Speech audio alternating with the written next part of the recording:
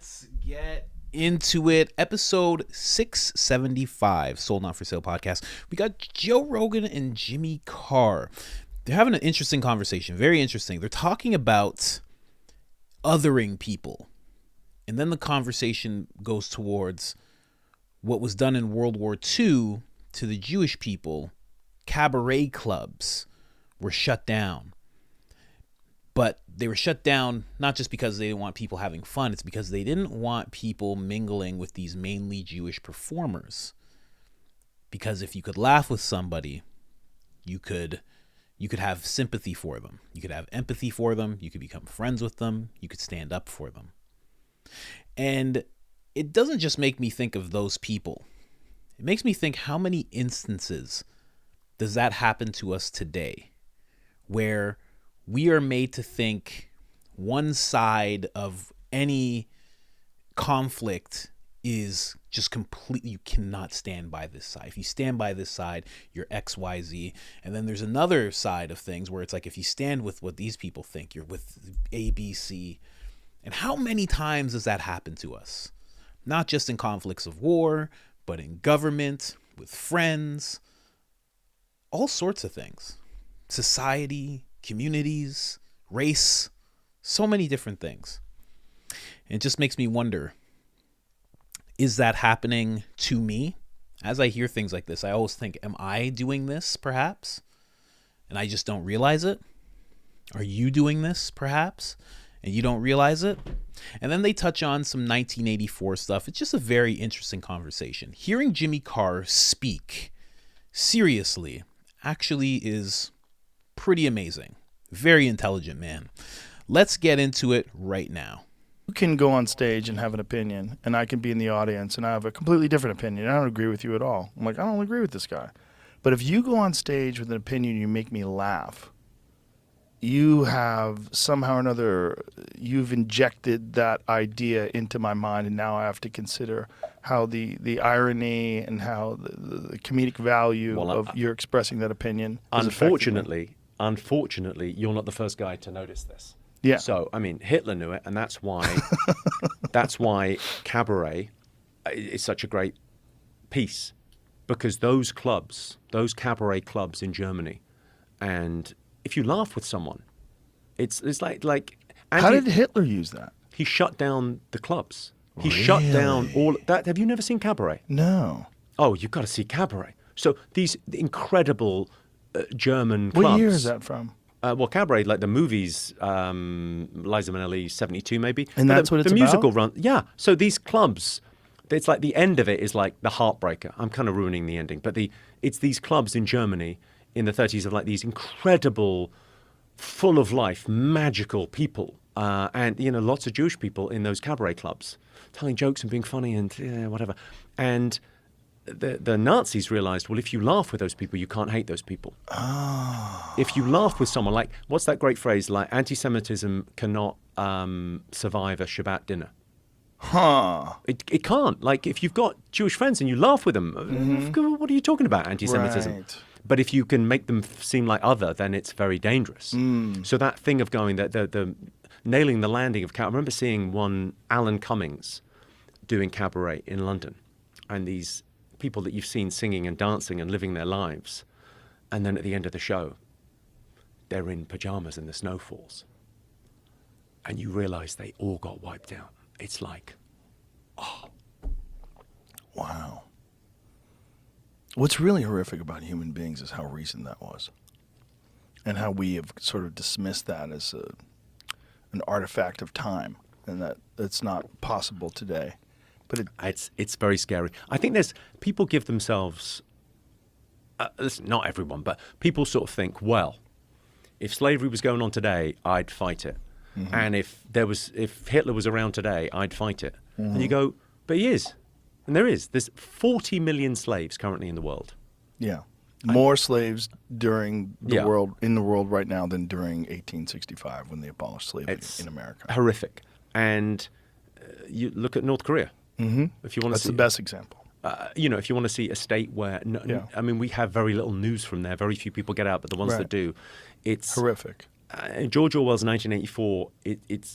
It's happening right now. Somewhere. And we're not. Yeah. Yeah. I mean, I kind of thought that was like an interesting idea on America's original sin is slavery.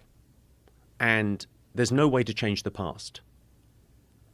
But one thing you could do, if you can't work out reparations and people don't seem to be able to work out what to do with that, but one thing you could do is make America's foreign policy, why don't we just stop slavery? Who couldn't get behind that? Right. Globally, to say, well, just you've got an incredible military. Mm-hmm. There's injustice going on in the world. That idea of being the world's policeman, I don't know. I mean, freeing slaves, who could disagree with that? Well, Who's putting up a case against it? the problem is that you're addressing the way the United States interfaces with the world as if we're just trying to do overall good. That's not really what happens with this whole empire building thing. It's what's really going on is controlling resources and coming up with some reason that you have to intervene in order to acquire these resources or control these resources or protect your resources. I think it's, you know what I think that is? Short money. Mm-hmm. Short money, because what's a resource? There's things that are resources now that won't be in 20 years. You know what the biggest industry in the world was in 1903? Beavers. Very close. I'll pass you. I'll give you a C.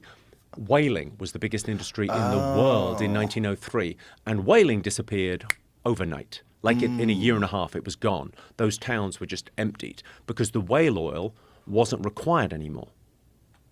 Because suddenly we discovered petrochemicals. Electricity too. Petrochemicals was really the thing. Yeah, the whale oil, electricity, Edison, all of that stuff for Tesla. Mm-hmm. It's really interesting how that industry just fell away. It's like the story of horse manure in New York City. You know this? No. So horse manure, you know why the brownstones have got steps up to the front door? You ever wondered about that? Why is the ground floor not on the ground floor? Why is it up steps? Why? Horse shit. Really? There was horse shit everywhere. They've always got those metal scrapers by the side. To get the horse shit off. You know the old movies, they always talk about smelling salts. There's a lot of references to smelling salts. Yeah, the smell was horrific. If a horse died in the street, you had to wait for it to atrophy to cut it up and take it away. New York was the sound. Cobbled streets, metal wheels on the carts. Horses everywhere. So they made a law to say, right, horses, we're going to put a tax on them. Didn't change anything. Made another law the next year. We're doubling the taxes. Right, we're going to do a thing with, we're going to say if you have a horse, then you have to do this, you have to do that, whatever it was. It kept on. And what stopped it? Henry Ford. Cars came along, all gone. There's 5 of them left in Central Park. Right. All gone in no time. Whaling disappeared over the night. That thing of like, what's a resource now? America trying to get resources overseas. I mean, I don't want to sound like a Boy Scout, but I think freeing slaves would be a much better thing to do than trying to get control of an oil field somewhere where you go, that's not going to be a resource in 10 years' time. Yeah, the problem is it's a resource now, and it's a phenomenal one in terms of the amount of money that you could acquire. But I mean, cobalt wasn't a resource Right. 20 years ago. Right. And now we really need cobalt. And suddenly, I mean, the things that are happening to get it are just horrific. Yeah. I had Siddharth Kara on the podcast. He's a journalist that went to the Congo to document this and brought back video footage. The Democratic Republic of Congo? Mm-hmm. Any country with democratic in the name, that's a fucking red flag, isn't it? That's a red flag. If they go, hey, we're democratic. Are you, though? Yeah. Are you? Yeah. It's hell on earth out there. It's happening right now. I think that thing of like people saying, well, I would go and make a difference. Well, there's stuff going on now if you want to get involved. Well, what's so ironic is that it's one of the most horrific conditions that human beings are imposed, that's imposed upon human beings, but yet it is required in order for you to have a cell phone and complain about the injustices of the world. Every single person that has one of these things, you have in it minerals that were carved out of the ground by people living in the most insane conditions. Child labor, slavery. I mean, slavery, and not just that, like people with babies on their back that are breathing in this cobalt dust, horrific health consequences, everything, all the above. Abject poverty, no electricity. I mean, here's like the big thing in the. I mean, again, gratitude. Go back to gratitude. We don't live there. Anyone listening to a podcast is, we're doing great. What can we do about it? I don't know. I mean, this is part of the anxiety of the modern world because we're surrounded by problems, told about problems that we have no agency there. Man, Very interesting. Very interesting thing to have brought up with Jimmy Carr. I really thought this podcast was going to be like slapstick, deadpan comedy the whole way through, and that Joe was going to have to like pull seriousness out of him. But it actually went the opposite. He was pulling seriousness out of Joe. He was pulling talk of corruption and what's going on in the world today out of Joe way more. Very interesting. I gotta see if there's more interviews with this guy. Maybe a podcast or something. But think about what they were talking about. The cabaret stuff. People being othered in such a way. Where else does that happen? Like, I was writing things down. It's like, well, it's definitely happening with Israel-Palestine, right? If you're on the side of Palestine, people are like, oh, so you're okay with, open air prison. Or if you're on the side of Israel, people are like, you're fine with open air prisons. That's who you are. You're someone who's fine with that. You're fine with children dying, and if you're on the side of Palestine, well, it's like, well, you're on the side of terrorism, and it's things that nobody wants to stand beside. You get completely othered, right? And if you're on the outside of it all, just looking at both sides, you can kind of go, oh, okay, I kind of see bad things on both sides. But even then, if you're that person, there's a problem with you. There's a big problem with you if you're somebody who wants to be nuanced about this, depending on which side you're speaking to. You can talk to one person and, you're fine with people colonizing places and taking places over. You talk to another side, you're anti-Semitic. Although from what I understand, both sides are Semitic. I don't know. It's very interesting. And then you think right and left, that happens as well. If you're looking at things and you're saying you're on the left, well, you're okay with all sorts of things happening to children. You're okay with what's going on in the schools. You're okay with, procedures being done to people that are irreversible. You're on board with a whole host of things. That's why I like people like Jimmy Dore, and I like people like Bill Maher. Even though I make fun of Bill Maher a lot on the show, I still like the fact that they're like, they're still proud of being left, but won't go to the extremes that everybody goes. And they can point out those extremes and say, I'm not for all that. That all that is lunacy, and I'm not with lunacy. I'm with liberty and justice and democracy. Sorry, honey. And all of that stuff. I like that. But then, if you're on the right, or if you're trying to other the right, well, it's like, well, you're okay with racism. Like that became a big thing until black people came to the rescue when it comes to right-wing politics. So black people were like, I'm right-wing. Are you saying I'm racist? And then everybody had to be like, and then more and more black people were like, I'm for Trump, and I'm this, I'm that, and I'm conservative. And and then all of a sudden it was like, okay, we can't play that card anymore. Well, you're all misogynistic. Black people were like, a little bit sometimes, whatever. But like just getting othered constantly. Because if you can actually, and this is a big reason why comedians are demonized so much, because a comedian can make you laugh at a trans joke where you've been taught to not laugh at anything that has to do with that. A black comedian can give you all permission to laugh at black people. I do it all the time. I still can't swim. You're not supposed to laugh at that, but it's true. I'm 37. I can't swim. I got to learn. I do. I really do. It's going to be a problem. It's going to be a problem eventually. But you know what I mean? Like an Asian guy can come on stage and all of a sudden allow you to laugh at Asian things. But then all of a sudden, as you're laughing at the Asian things or the black things or whatever, you're also befriending that person befriending those people at the same time, and then seeing a connection there. That's why comedians get so demonized nowadays, because we've always known that comedians are joking when they get on stage, but at some point, and again, this is kind of me doing the othering thing, I'll call myself out, but a lot of people on the left kind of got like, no, I'm going to record this comedian, and all these things are serious. All these things are real. This is really how they feel. And he's not joking. The person who's telling jokes on stage is not joking when they say this. That happened a lot. And I'm sure it happened on the right too, but I have no signs of it. Maybe you can look it up and find it. But it's just interesting the way they do that. Where else are they doing that? That's where they're doing it in a couple examples I bring up. But where else is that happening to you? Where else are you being taught that if you look at the other side with any kind of empathy or curiosity, it's a problem? I noticed that a lot with videos that I would watch. Maybe it'd be Steven Crowder and he'd be trying to ask somebody something. He'd be at like a rally of some kind where he's clearly not on the side of these people, but he's asking things very calmly. And somebody will be talking to him, and then someone else will realize it's Steven Crowder, and they'll come up to the person and say, he's very problematic.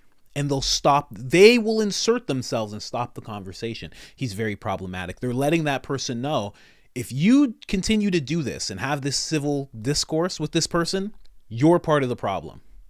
And then that person usually minuses themselves. They say, I don't consent. They say something weird. I don't consent, and they walk away. And it's like, you're already on video. You don't get to do that. It's very, very interesting. And then also when you bring up the 1984 thing, and honestly, I read that book when I was really young, and I read it really quick, and I was really high when I did. I really do have to give it a sober read and really take in everything that applies to today. But one thing I know for sure is the holding two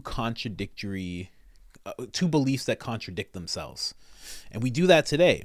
I have to look into that. I have to look into myself and find that.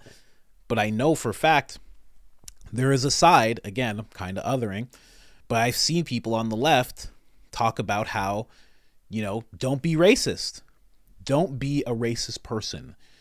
You shouldn't see color. But also, we should truly focus on color as much as possible. But it's only to help. It's not for the negative stuff. We just want to help. So we have to see color. But also we don't see color. It's like interesting things like that. How much else from 1984 is going on right now? Ministry of Truth. Ministry of Peace, which was for war. Spreading liberty. Like that happens. I love America so much. But, sometimes when they're going to spread some liberty, it's bullets first, it's bombs first, then liberty after, if there's any time for it, And then when it came to the resources, I notice, because they were talking about resources in other places. You can think of oil, this, that, and then I think of here. And it's like, what's the resource in North America? Well, the people are the resource in North America, And the first thing you can think of is your data, right? Many companies, many companies, even the one that you're on now, from your phone to the program to the platform, everything. They're making billions of dollars off of us just from us giving our data, just from us watching things. They make billions of dollars from that. But you can also say not just the data is a resource, but we're the resource in the sense of the economy. What funds governments to do what they do is us. We're a very important resource. And also, we're kind of, especially in North America, other countries, it's not quite like this. Maybe it is. Maybe I need to sit down in front of a TV in another country. I haven't done that before, I'll be honest. But it kind of seems like we're the people who give consent. Right? Because I've brought it up before. There's so many other problems to be focusing on throughout the U.S. other than what's going on in Ukraine and what's going on in the Middle East. There's so many other things right in your backyard that you need to focus on. Like what's going on with Flint? What's going on with East Palestine? What's going on with people in Maui? What's happening with all that? But we're taught to look elsewhere. It's almost like they need our consent to go and send troops, to go and, spread more liberty. They need our consent. That's a major resource. What if everybody said no? What if everybody collectively just called up wherever they're supposed to call up and said, no, I say no. And they just got 380 million calls everywhere, just unanimously no. That might be a problem. I don't know. It's like our eyes, and it's like our eyes, where our eyes go is like a big resource. And I don't know if it's because they do the thing over there while we're looking here, or if they actually need our consent. You know, they did a lot to dismantle the anti-war movement back in the day. They used a lot of musicians in order to do that. I don't know. Maybe if too many people are anti something like that, sending resources, sending aid, then all of a sudden they can't consciously, if they have a conscience, they can't do it. I don't know. Just made me think. It's a very interesting conversation that they're having. I really appreciate Jimmy Carr. I hope you guys watch that podcast. It's really good. It's really good. Anyways, if you haven't liked the video already, like the video. Also, as you know, we got the greatest merch in all of YouTube land. We got the newest one, the MSNBC shirt, mainstream news brainwashing citizens. We got the certified pureblood shirt for those of you that stood tall during the pandemic. And we got Public Enemy #1, and we all know who that gentleman is. Anyways, guys, if you haven't liked the video already, like the video. If you haven't subscribed already, 10% off, no problem. Go to the pinned comment in the comment section. You will see the discount code is I am Coach Colin, all capital letters, all one word, 1 L in the name. Colin gets you 10% off. And other than that, I'm out. Let me know what you think of all that in the comments.